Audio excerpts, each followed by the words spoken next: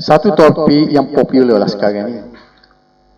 Saya nak suruh supaya kita fahami secara ilmiah. Jangan kita terbawa-bawa dengan orang panggil dendangan-dendangan yang orang panggil tak berpijak kepada akademik. Nah, apa dia bid'ah. Tajuk popular ni. Jadi saya sengaja saya ambil topik yang untuk isu semasa. Nah, baru ni kita dah tengok dah baru dari segi akidah dah. Ini bid'ah. Jadi lepas pada ni saya minta supaya kita ni tengok segi akademik.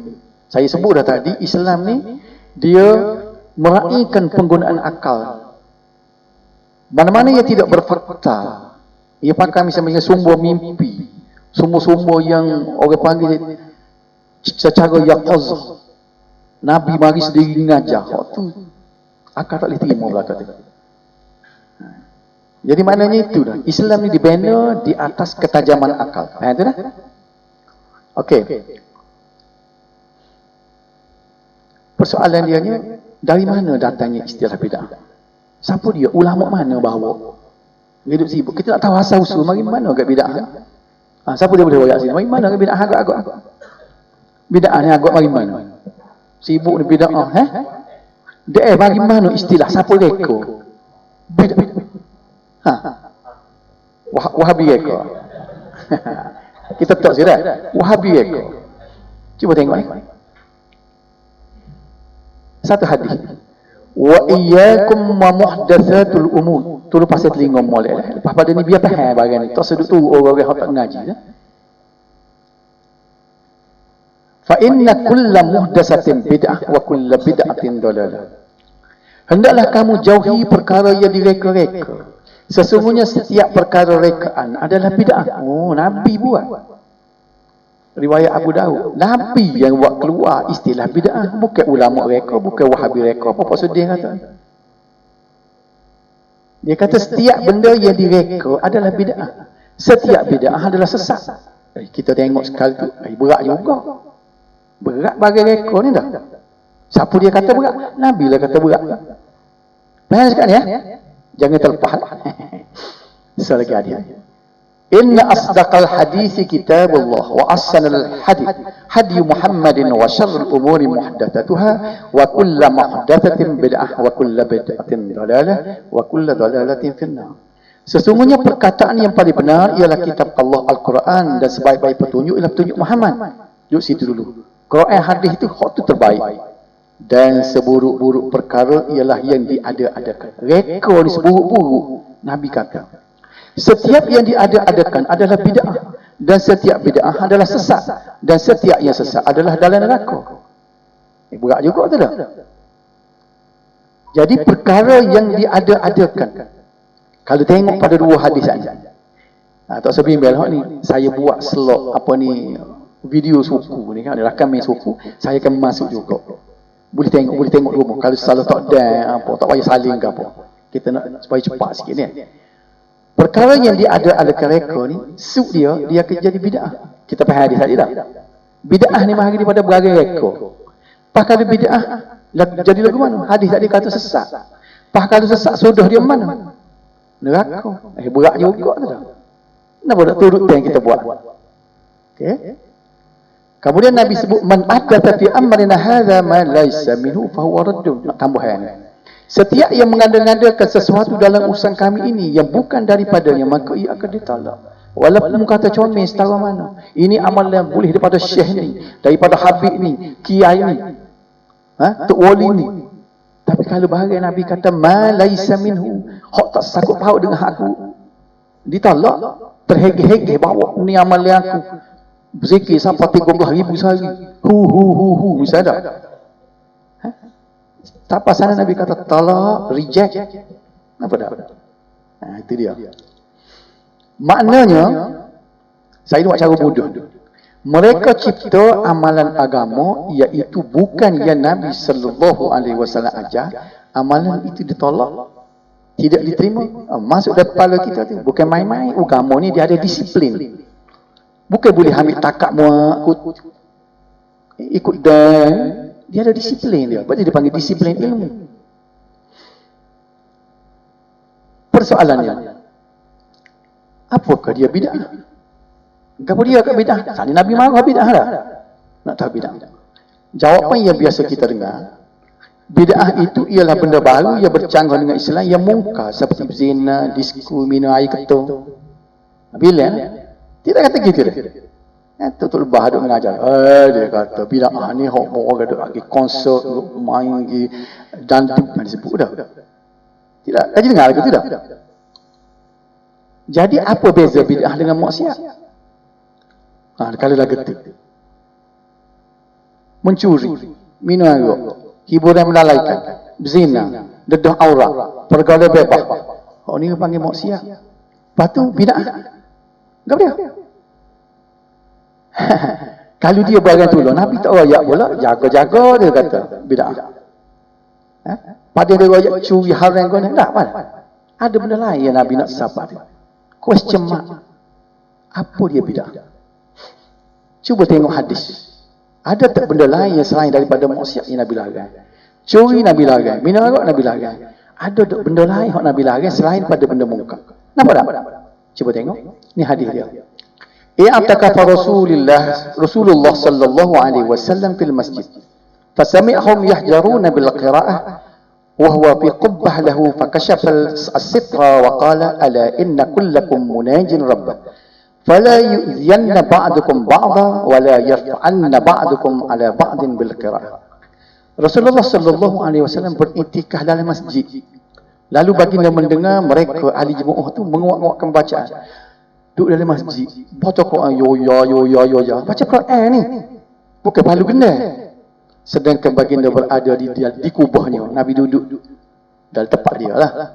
Maka baginda menyingkap tabir. Nabi pun elok tengok gege tu.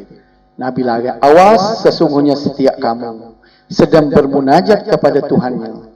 Janganlah sekali-kali setengah antara kamu mengganggu yang lain dan jangan sekali-kali setengah antara kamu mengangkat suara ketika membaca Al-Quran. Nampak tak? Hadis ini memberitahu membaca Al-Quran adalah amalan yang baik. Tetapi Nabi sallallahu alaihi wasallam melarang membacanya dengan kuat sehingga mengganggu orang lain. Bukan maruh baca Quran. Maruh baca kuat. Hak baca kuat tu hak Nabi maruhnya. Orang kita lagi, dia tidak tengok situ. Maruh orang baca Quran. Kalau tidak Nabi, memang maruh dia orang. Bila baca derah kita kata kau sikit. Oh, tak sikit agama. Baca Quran pun marah. Tidak lagi kita dengar. Tak ada arah Nabi. Dia tak jumpa hadis-hadis lagi ni. Selagi dah.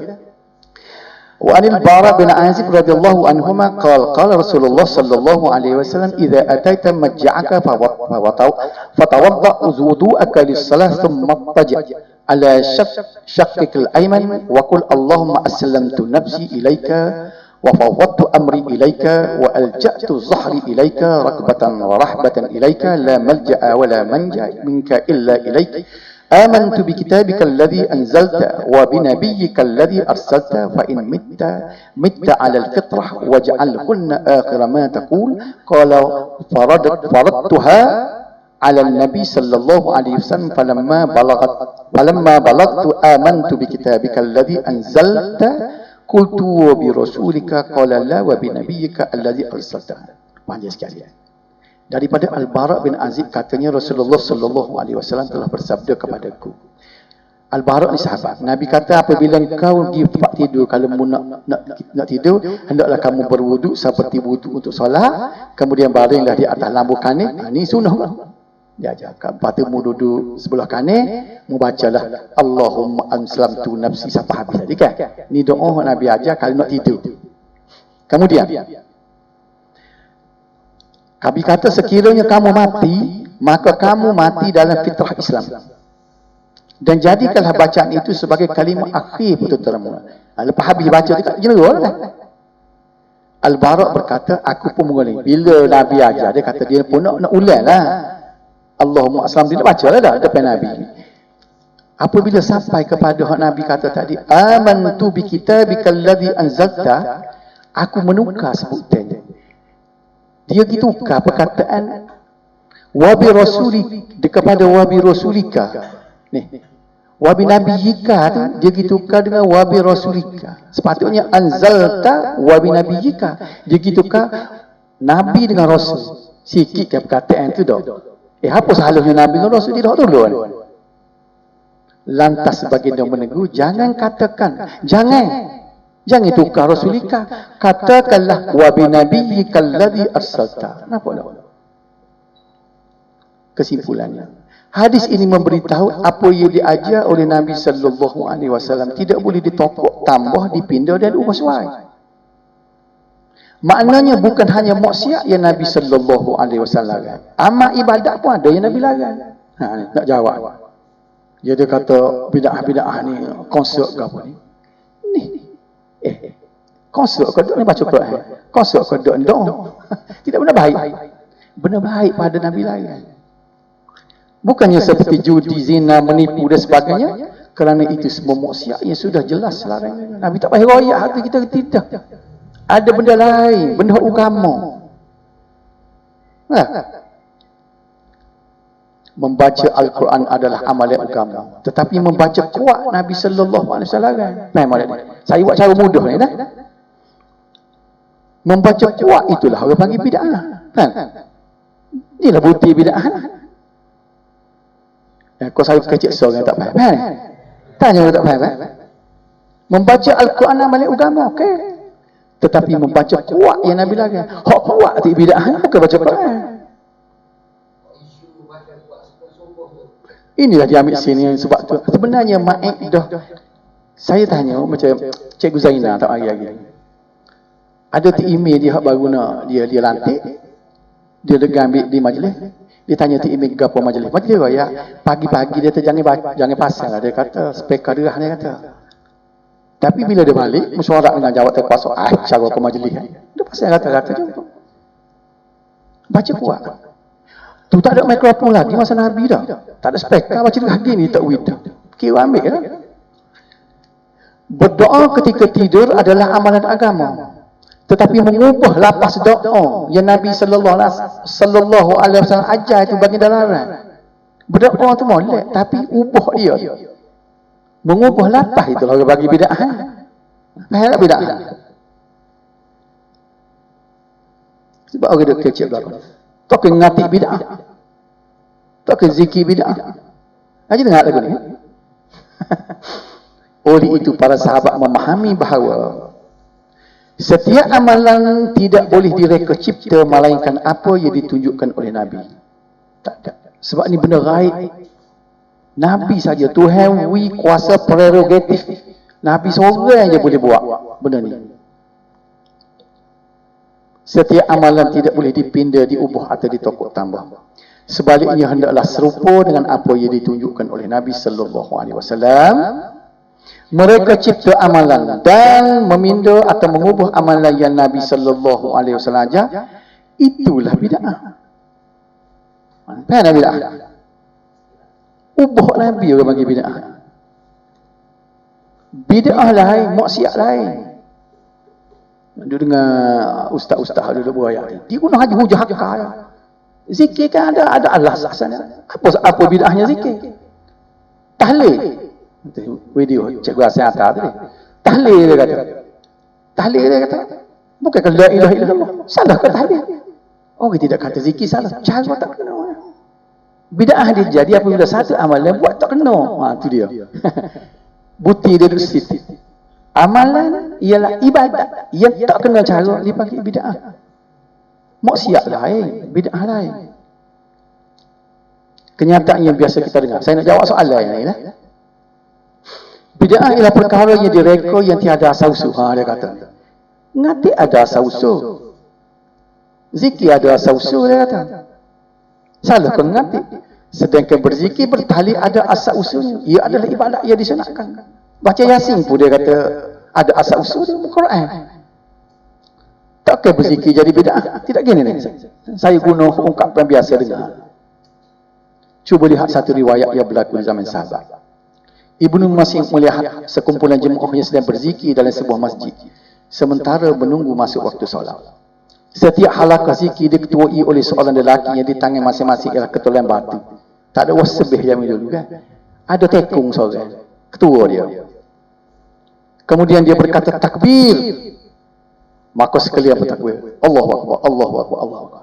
Lepas tu tekung pula kata tahlil, la ilaha illallah, la ilaha illallah. Tasbih, subhanallah, subhanallah, subhanallah, gambar-gambar. Faham ni?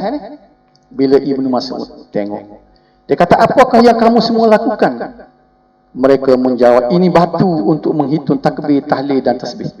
Nah, Ibnu Mas'ud pergi tempat dia lihat tadi, muat gambar ni? Batu kira tasbih. Buat ramai-ramai, zikir ramai-ramai. Maka Ibnu Mas'ud pun berkata, ma asrah halakatakum haula'i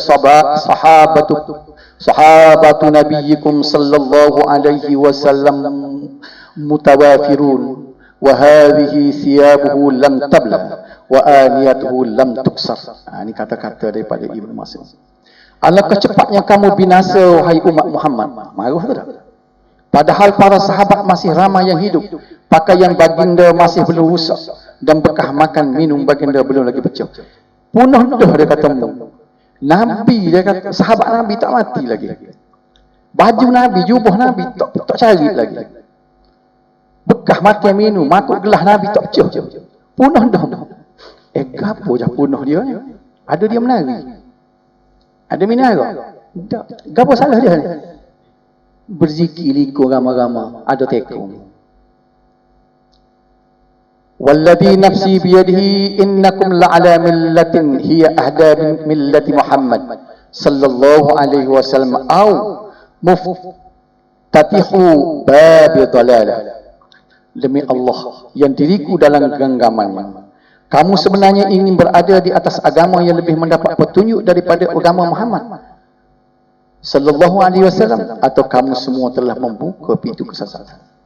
Mu rasa mu buat benda ni lebih hebat lagi daripada agama hak Nabi ajar, ataupun mu yang membuka pintu kesesatan? Kemudian dia jawab.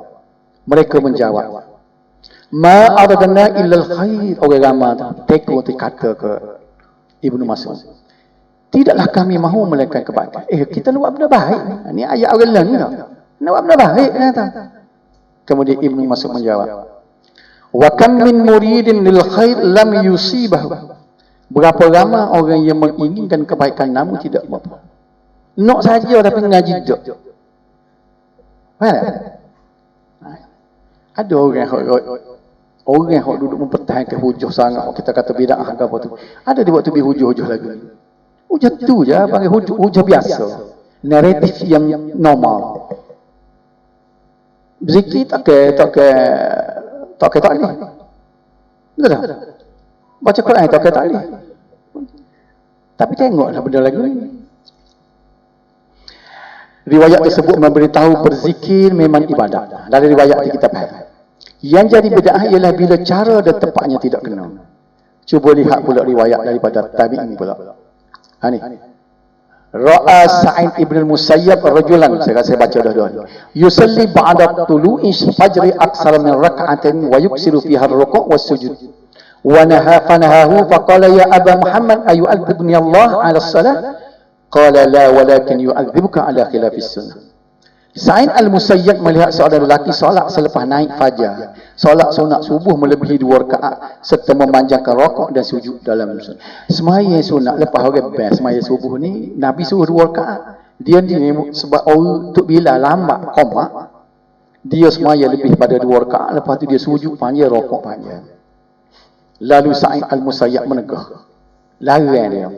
Lelaki itu bertanya, ya Aba Muhammad ayu'adzibuni Allah 'ala as-salah. Wahai Abu Muhammad, adakah aku akan diazab oleh Allah kerana salat? Bahasa orang ni masuk neraka ke kismaya? Kan? Ni soalan biasa. Masuk neraka ke kismaya? Katanya saya la walakin yu'adzibuka 'ala khilafis sunnah. Tidak begitu, mu bukan masuk neraka kismaya, tetapi kamu akan diazabnya kerana menyalahi sunnah. Nampak? Maknanya, usahkan zikir, kalau tak kena cara, ia boleh jadi bid'ah. Solat pun boleh jadi bid'ah, kalau tak kena cara.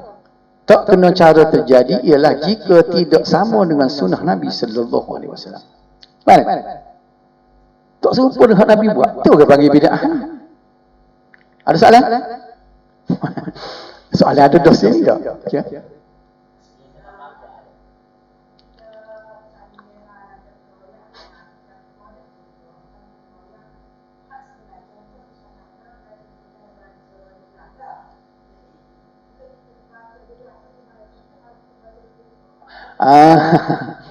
Dia derah sini mengganggu orang. Kalau gitu sore-sore nak belagu taran koci pitullah nak lau.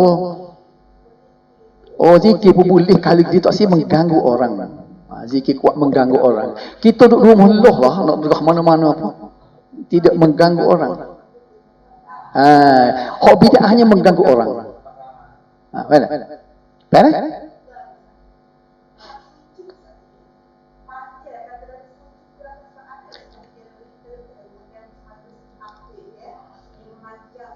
Dalam solat fardu, solat lain tak ada masalah. Dan ni kita bicara solat sunat subuh. Solat sunat subuh. Semaya qiyamul lail lah sampai pagi bersujud. Nak semaya berapa rakaat, nak panjang nak berapa. Yang dia tak boleh saat ni ialah semaya sunat subuh. Yang sunat subuh sahaja tidak dibenarkan lebih pada 2 rakaat dan tidak boleh semaya panjang. Tengok nampak dah. Berasa nak panjang, naluri kita berasa nak bermunajat perlu subuh lah. Nampak tak? Benda bid'ah tu benda tu lah. Benda tu tak kena tempat. Buat benda tak kena tempat. Ini orang tak faham lagi kau ni. Buat apa semua tahajud boleh lama tak? Tengok dia. Dia faham benda tu tujuan mengaji dengan tak mengaji je. Ya ustazah pun tak erti juga. Ni sindiran. Kalau lah semua benda barang. Ni sebab ni. Bid'ah janganlah naik kereta. Saya punya kemarin ustazah ngaji Quran buat tu bibun. Tetapi si bid'ah sangat dia kata tak saya naik kereta, naik motor. Jangan pakai telefon tengok. Dengar kau orang suka dah orang. Cuba tengok hadis tersebut. Nabi SAW pernah melalui satu kaum yang sedang mengahwinkan pokok tamar. Ini duk kahwin pokok tamar. Nabi kata, "Lau lam taf'alul lasal." Nabi kata kalau tak kahwin pun tak apa-apa, Nabi kata. Nabi tu buat tu idea dia. Tapi setelah itu dengarlah demo ni bila dia tak waktu pakai tu hak Nabi kata tak jadi pun tengok. Nabi pun tak betul juga pasal dia guna masa tu dia tidak guna wahyu dia. Dia guna idea dia Nabi kan. Lepas tu hingga satu ketika Nabi sallallahu alaihi wasallam melalui semula mereka itu. Dia pergi tengok. Dia tanya Nabi tanya, "Ma linaklikum?" Apa yang terjadi kepada pohon tamam? Wanu gini mo ni. Dan berjawab, mereka menjawab, bukankah Tuhan yang mengatakan begitu begini? Kita pakai nasihatmu lah Rasulullah dia kata. Nabi pun mengaku dia kata, "Antum a'lamu bi amri dunyakum." Kamu lebih mengetahui dalam urusan dunia kamu. Tengok. Dunia mau bebas kamu nak buat. Hak tak ada konsep benda ibadat. Maknanya mencipta sesuatu untuk urusan dunia bagi masalah hidup bukan bid'ah. Malah disuruh oleh Nabi sallallahu alaihi wasallam. Cuba tengok sini. Para ulama memahami bid'ah ni bukan urusan dunia, bukan maksiat, tetapi perkara agama yang direka cipta. Tengok depan. Imam Syatibi dibagi takrif dia. Tariqatun fid din muqtara'ah tudahi syar'iyyah yaqsudu bis-suluki 'alaiha al-mubalaghah fi ta'abbud lillahi subhanahu. Jalan amalan dalam agama. Ni maknanya. Ni takrif dia. Imam Syatibi. Jalan agama. Bukan tu dia ni. Nak buat lori, nak buat kereta balah. Jalan agama yang direka cipta. Yang menyerupai isyarat. Nampak duduk zikir, duduk mengatik juga. Serupa dengan syarat. Tujuan ke apa? Bertujuan untuk berlebih-lebihan. Tak kena lagi hak Nabi ajar. Nak lebih lagi. Dalam mengabdikan diri kepada Allah. Jadi bid'ah ni takrif ni jalan agama. Kena ingat molek kita. Jalan agama. Direka cipta. Menyerupai syariat untuk berlebih-lebihan dalam ibadat. Itu dia makna pada bid'ah. Soalan seterusnya. Orang tanya, tak ada orang tanya, kita jawab. Bukankah bid'ah itu ada 2 jenis? Bid'ah hasanah, bid'ah dalalah. Bid'ah hasanah ni baik. Betul kita kata. Imam Syayuti telah membahagikan bid'ah kepada 2 jenis seperti itu, seperti mana dia menyebut dan kata al-amru bittiba' wan nahyu 'anil ibtida'. Kita tengok Imam Syayuti sebut ni, kita tengok disebutnya bid'ah tu ada 2. Ada bid'ah hasanah, bid'ah dalalah. Bid'ah. Cuba kita tengok pula tentang bid'ah hasanah. Imam Syayuti kata fal bid'atul hasanah muttafaqun ala jawazi fi'liha wal istihbab laha raja thawab liman hasanat niyatuhu fiha. Maka bid'ah hasanah telah sepakat keharusan mengerjakannya dan disunatkan serta mengharapkan pahala bagi sesiapa yang berniat baik dalam mengamalkannya. Kita boleh ada bid'ah hasanah kita galakkan. Gapo dia bidah hasanah? Mula kita kata boleh ngatik, boleh berzikir mesti baru ke tak? Bidah ni benda reka. Tapi bila Imam Sayuti kata ada benda baik, kita pun tengok contoh yang Imam. Tetapi Imam Sayuti telah memberi contoh bidah hasanah. Dia sebut wadzalika, yang demikian itu yang disebut bidah hasanah itu nahu, seperti binaul manabir wal ribat wal madaris wa ghairi zalik, seperti membuat mimbar, persatuan, sekolah dan lain-lain. Tu makna bidah hasanah Imam Sayuti, bukan mengatik, bukan zikir. Tapi orang ni dia ambil jenama, ambil stiker bidah hasanah hak Sayuti buat ni, dia kita tepek di ngatik, kita tepek di zikir. Sayuti sudah tepek di sekolah, di negara, di jalan raya. Apa dah? Menyalahgunakan stiker. Pengen saya buat ibarat stiker. Dia menyalahgunakan stiker Imam Sayuti buat. Dia tepek ke amal ibadat. Imam Sayuti itu suruh tepek situ. Ni kita ekor guna PowerPoint. Ha ni lah Sayuti suruh ni. Tak kena tepek.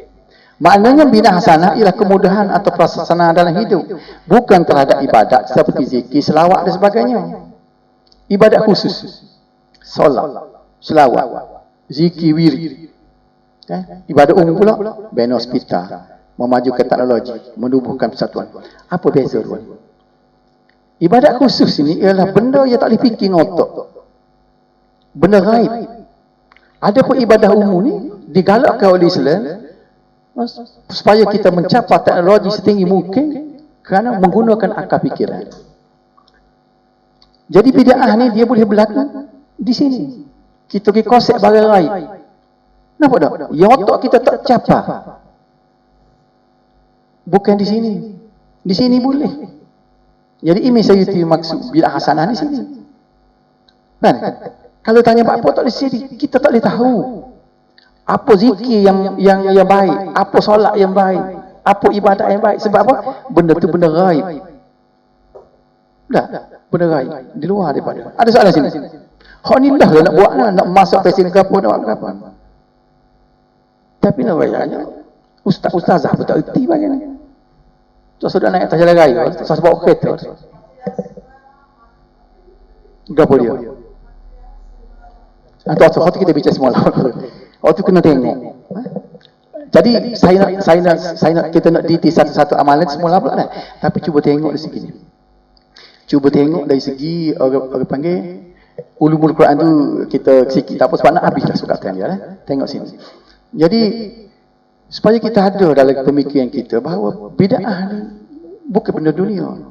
Benda yang tercapai oleh akal manusia itu lah boleh buat bid'ah tu. Sebab kita erok. Hak ni kita tak erok ni, nak fikir ke mana bagian ni. Cuba fikir je lah. Perkara gaib. Hak ni dia panggil perkara empirical. Boleh selidik dalam amal, boleh buat uji kaji. Ada orang kata, bukan semua amalan mesti ikut Nabi. Ada amalan yang sahabat buat, tapi akhirnya dia terima sebagai amalan dan ia tidak jadi bid'ah. Jawapan dia betul. Cuba tengok. Pertama riwayat Nabi sallallahu alaihi wasallam bertanya Bilal. Saya baca terjemahan. Dia tanya Bilal, wahai Bilal, khabarkan kepadaku amalan yang paling utama untuk kamu lakukan sejak memeluk Islam. Ini kerana aku mendengar gerakan kaki di sisiku dalam syurga. Saya sebut dah hadis baru ni. Nabi dengar tapak kaki dia dalam syurga.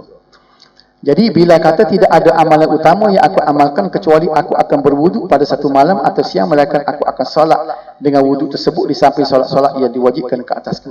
Jadi bila mengamalkan amalan solat sunat wuduk yang dilakukan oleh bidah, diperakukan oleh Nabi, ini menunjukkan amalan tersebut bukan Nabi yang buat, tapi kenapa ia tidak jadi bidah.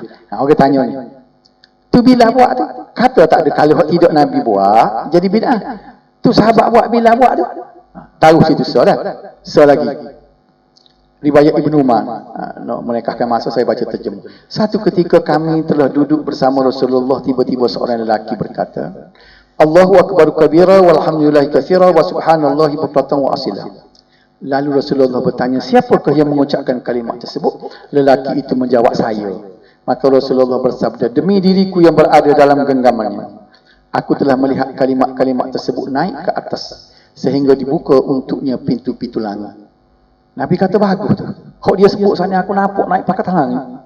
Maknanya bukan Nabi ajar ni. Orang ni ilham. Ni apa tak jadi bid'ah? Jawab mana? Bacaan tersebut diilhamkan oleh seorang lelaki, bukan Nabi. Tapi ia mendapat pujian Nabi dan menjadi satu amalan. Kenapa ia tidak jadi bid'ah? Kata bid'ah ni hak Nabi buat saja, hak Nabi tak buat jadi bid'ah. Tadi bila awak ni orang ni buat, anak jawab mana? Jawapannya, kedua-dua peristiwa tersebut berlaku di hadapan Nabi. Ia kemudian diendoskan oleh lisan oleh Nabi. Endorsement Nabi itu terhadap amalan sahabat termasuk di bawah kategori hadis takriri. Itu kita mengaji hadis-hadis ada tiga. Hadis qauli perkataan Nabi, hadis fi'li perbuatan Nabi, hadis takriri orang lain buat Nabi endorse. Dia tak mengaji hadis, dia tak tahu. Dia ambil alasan tu bila awak. Saya je dengar dalam YouTube. Bukan semuanya Nabi tak buat itu ialah bid'ah. Tengok tu Bilal buat, dia cerita. Tidakkah kata punuh orang ni? Kenapa dia kita nak bawa masyarakat? Suka kita tengok masyarakat ni buat benda-benda yang tidak Nabi buat. Tidak nak ajar orang amal Nabi tu. Nak cari juga biar kita boleh reka buat amal. Saya pun tak faham sebutin. Persoalannya, kalau seseorang itu mengilhamkan atau mereka cipta satu amalan Nabi, lalu ni kita buat dengan tak ada Nabi, siapa yang boleh membuat endorsement? Cuba tanya. Hak duk reka ya hanana hu apa tu? Siapa boleh endorse? Tanya dia. Soalan lagi. Bukankah solat tarawih secara berjemaah dimulakan oleh Khalifah Umar? Setelah Nabi wafat. Nak katakan pula. Semaya jemaah tarawih ni kan sebenarnya Umar buat, Abu Bakar tak buat. Tapi apa tak jadi bid'ah? Jawapannya, betulkah Nabi tidak pernah mengerjakan solat tarawih secara jemaah? Betul? Cuba tengok hadis. Sesungguhnya Rasulullah sallallahu alaihi wasallam pada satu malam sedang solat dalam masjid, maka orang ramai pun mengikuti solat baginda. Malam pertama Nabi semaya tarawih, orang pakat tunggu Nabi. Kemudian pada malam berikutnya baginda solat, ramai orang. Pada malam yang ketiga atau keempat, orang ramai berkumpul menanti ketibaan Rasulullah tak main. Subuh dia main. Waktu subuh baginda bersabda kepada jemaah, sesungguhnya aku telah melihat apa yang kamu semua lakukan. Dan tidaklah yang menghalang aku dari keluar kepada kamu, melainkan aku takut solat itu akan difardukan ke atas kamu. Ya demikian itu berlaku pada bulan Ramadan. Mana terawih ni? Nabi terawih 2-3 malam. Bila tengok orang pakat tu dia tak pergi. Maknanya solat terawih secara berdoa telah dimulakan oleh Nabi. Bukan ciptaan Khalifah Umar. Nabi sallallahu alaihi wasallam tidak salat berjemaah secara berterusan kerana dibimbangkan nanti Allah Subhanahu wa taala memfardukan solat tarawih secara berjemaah. Kan? Bukan dia reka. Tapi Sayyidina Umar kalau dia buat tak jadi fardu dah. Nabi mati tu. Perhatikan kalam para ulama, imam dan ulama muktabar mengenai bid'ah. Ibnu Umar begitu kekeh dia kata, tak apa saya tidak apa mustahil. Saya nak sebut ni di sini saya ambil soal sini.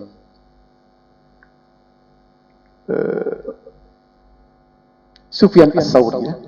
Saya tabi'in. Dia kata al-bid'atu ahabbu ila iblis min al-ma'siyah. Al-ma'siyah yutab minha wal bid'ah la yutab minha. Bid'ah lebih disukai oleh iblis. Ini Ibnu Jauzi dalam kitab Talbisul Iblis. Bid'ah lebih disukai oleh iblis berbanding maksiat. Kerana pelaku maksiat akan bertaubat daripadanya. Lama orang buat maksiat lama-lama isah dah kita tu muka peceh-peceh cari masjid dah. Tak sih dah. Dia orang buat maksiat ni hari ke hari ada mari telitah dia. Bila aku nak bertaubat? Oh dulu bila nak bertaubat. Nampak tak? Tapi pelaku maksiat tidak akan bertaubat sampai bila-bila. Sebab dia rasa betul. Pelaku bid'ah tidak akan buat maksiat. Betul tak? Ini disebut oleh Sufyan As-Sawri dalam kitab Talbisul Iblis. Ada? Sikit lagi. Saya berhenti 10.30 minum air. Imam Malik. Tak apalah, tidak mustahil. Okey. Ini soal lagi sebut. Setiap ibadat yang tidak diamalkan oleh sahabat Rasulullah, janganlah kamu beramal dengannya, kerana generasi awal tidak akan memberi peluang kepada generasi akhir mendahulunya. Dia kata kalau sahabat tak buat, mudah sudah buat lah. Dia kata. Sebab dia kata, dia motif tu dia tidak beri peluang kita. Artinya kalau benda baik, dia clear dulu. Kalau tahlil, majlis tahlil ni benda baik, dia clear dulu. Kita kata tahlil arwah lah. Tak ada mati ketika Sena Umar, Sena Usman. Saya tanya, ada mati? Kau tak mati saya habis. Anak dia mati, wagi dia mati. Ada riwayat majlis tahlil. Saya tanya waktu sebutin. Tak ada riwayat sampai tabi'in pun tak ada. Jadi kita buat baharu ni, kita kata benda baik. Dia sebut, dia kata, kalau sahabat tahu jangan buat lah. Siapa dia sebut tadi? Ibnu Battah. Sebab kalau benda baik tak ada, dia dulu. Logik itu. Tak. Tuduhan. Orang sekarang suka membid'ahkan amalan. Qatu bid'ah, ni bid'ah. Saya ambil letak demo ni dah. Jawapan dia, kita tak cukup ilmu untuk membid'ahkan suatu amalan. Ulama yang muktabar yang telah menghukumkan suatu amalan itu bid'ah atau tidak. Mana-mana amalan yang ulama kata bid'ah, maka kita kata bid'ah. Mana yang kata tidak, kita kata tidak. Kita bukan reka kata ibadah. Contoh. Kita hanya memetik pendapat mereka. Bukan kita sendiri yang pandai-pandai menjatuhkan hukum. Contohnya salat sunat ar-raghaib. Tengok Imam Nawawi ni menyebutnya dalam kitab Al-Majmu'. Saya baca terjemahlah. Sejenis salat ia dikenali dengan nama salatul raghaib, iaitu salat 12 rakaat antara waktu maghrib dan isya pada malam Jumaat yang pertama bulan Rajab, dan salat malam nisfu Sya'ban 100 rakaat. Ni nisfu Sya'ban. Katanya Imam Nawawi, kedua-dua salat ini adalah bid'ah yang mungkar. Tengok, dia guna istilah bid'ah. Bukan kita kata bid'ah. Imam Nawawi kata dua ini adalah bid'ah yang mungkar lagi buruk. Janganlah kamu terpedaya oleh kerana ia disebut dalam kitab Qutul Qulub dan Ihya Ulumuddin. Kitab Imam Ghazali ada sebut. Dia kata jangan terpedaya. Tiada hadis yang menyebut kedua-duanya. Sesungguhnya kedua-dua solat tersebut adalah batil. Punya marah Imam Nawawi kepada orang yang mereka cipta solat sunat ar-raghaib. Sehingga disebut dalam kitab Syarah Muslim. Tengok. Imam Nawawi marah. Qatalallah wadi'aha wa muqtara'aha. Semoga Allah membinasakan orang yang mereka dan mencipta salat tersebut, kerana sesungguhnya ia adalah satu bid'ah yang mungkar daripada sekalian amalan bid'ah. Tengok, kasar kita tengok Imam Nawawi lah. Maluan. Contoh yang kedua ialah amalan tahlil tersebut. Tahlil kematian. Pak mazhab, Haji baca di kitab mazhab, kata bid'ah belakang. Termasuk ulama Nusantara, saya ambil Syekh Daud Al-Patani. Saya baca daripada Furuk Masail. Cuba tengok Furuk Masail. Hukumnya makruh dicela oleh syarak.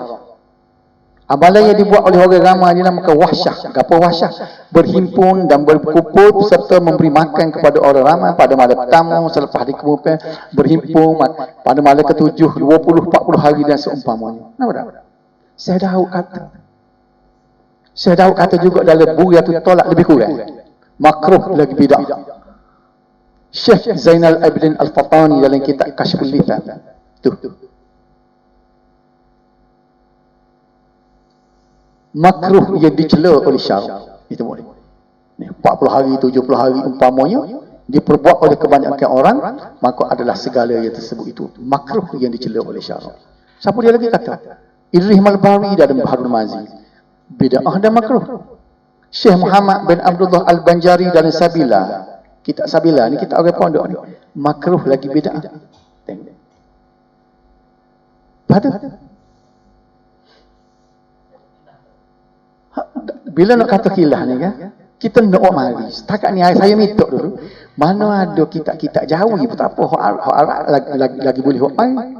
Cuba tunjuk dia kata boleh. Jangan hudup dia. Dia kata ulama tak larang. Dia tengok dalam kitab dia baca tu ulama tak larang. Tapi kata boleh tak. Dah ada di kitab lain larang. Sebab tu Tok Guru ni Aziz ni. Dia kata bid'ah. Kalau lah boleh dengar ni lah, cuba dengar tak. Yang dibuat kerana kematian ni memang tak ada dalam Islam. Kita je pandai-pandai bila berlaku kematian, bila sebutlah Bismillahirrahmanirrahim. Amal tambah sikitnya iaitu ada orang tanya, dah semetak tak boleh nak jamu ketika mati kan? Adik kakak kita mari jauh-jauh tak boleh jamu juga kau. Kakak kita duduk pasir putih, duduk mana-mana. Bila mari pun kita bunyi dengan kabar datang orang mati, mari. Tak dengan kita pergi. Dia tak boleh jamu juga kau. Para hadirin semua, kita kena faham dua perkara lain. Tak apalah, kita boleh sekat tu dah. Tak faham dah. Satunya kita Dia royak maknanya kalau jamu kerana warih mari tu lain. Kita jamu oleh kapur ni, malam pertama, malam kedua, malam ketiga. Sebab dia faham benda ni. Ia kata tidak bid'ah selalunya tidak bawa dalil.